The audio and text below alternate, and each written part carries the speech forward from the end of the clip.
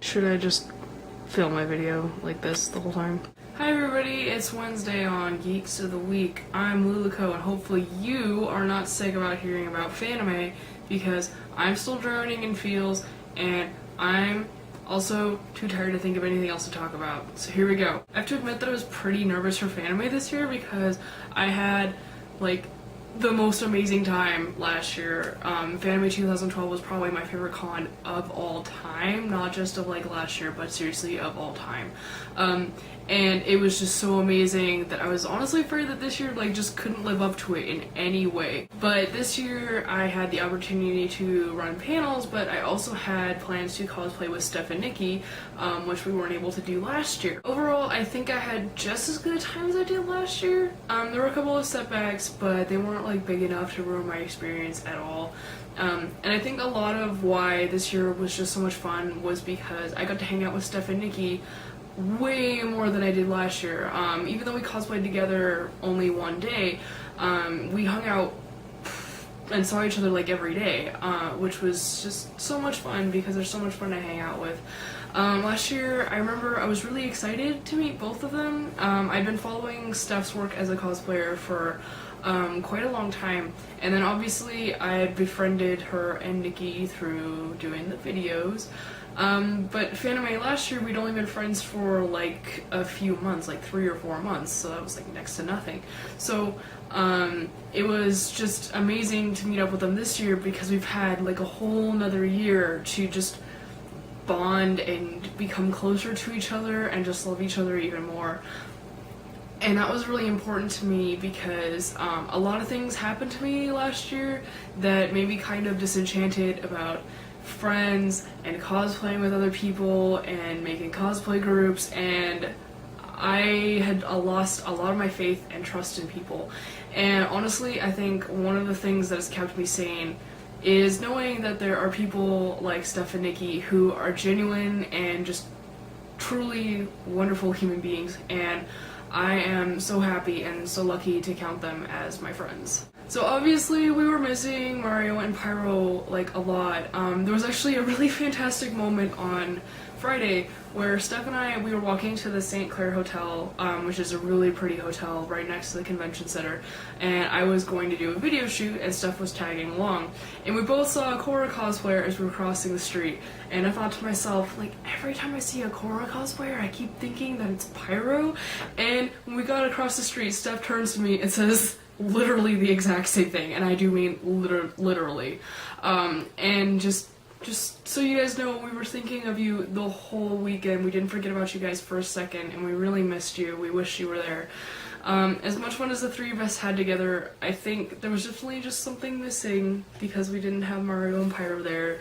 And hopefully, we talked about this so many times, seeing each other once a year just isn't enough. So hopefully we can work on getting all 5 of us together for a con and just have the most amazing time ever. So with Fanime over, unfortunately I don't have much time to rest because it's summer con season and Anime Expo is coming up very quickly.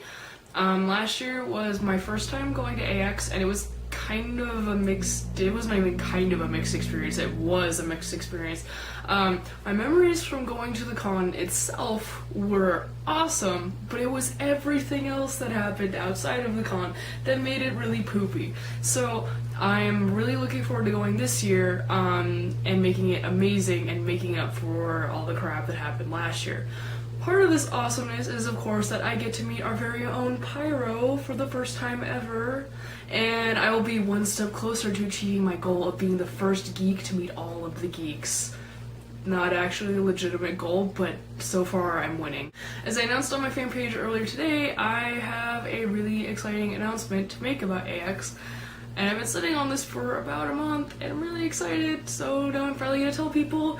I will be working as a volunteer and promotional cosplayer at the NIS America booth. For those of you who don't know, NIS America is a company you should know because they are responsible for bringing over video games like, I don't know, Disgaea and Hyperdimension Neptunia and the Atelier series, and just lots of amazing, awesome JRPGs like that. And they also license some of my favorite animes like Umineko and Toradora. So super cool that I get to do this. I'm super excited.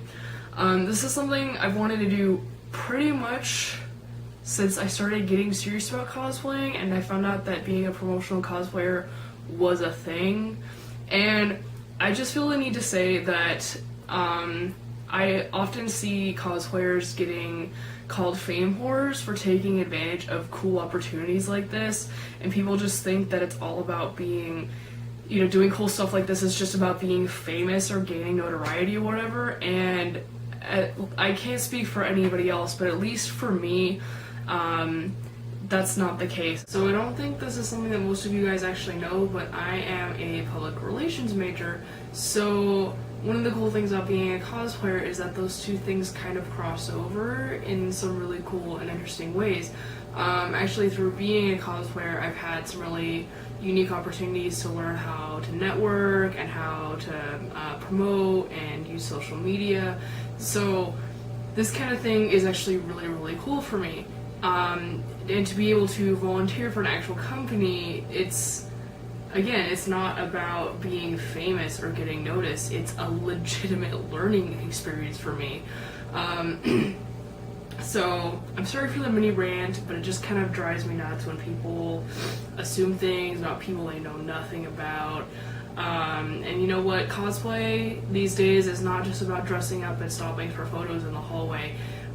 It's become this international phenomenon where you can do all these cool things, and I think that's a change that needs to be embraced and accepted, and because it's a really cool thing that our hobby is becoming something more legitimate and something that companies appreciate and look for. So again, sorry for ranting, but at least I gave you some food for thought in this episode, not just me QQing about Fanime. I seriously could not be more excited about this, so I hope you guys will be happy for me as well, and come say hi if you'll be at AX. So that's enough for me. Like the video, like our page, subscribe to the channel, stay geeky, and I'll see you next week.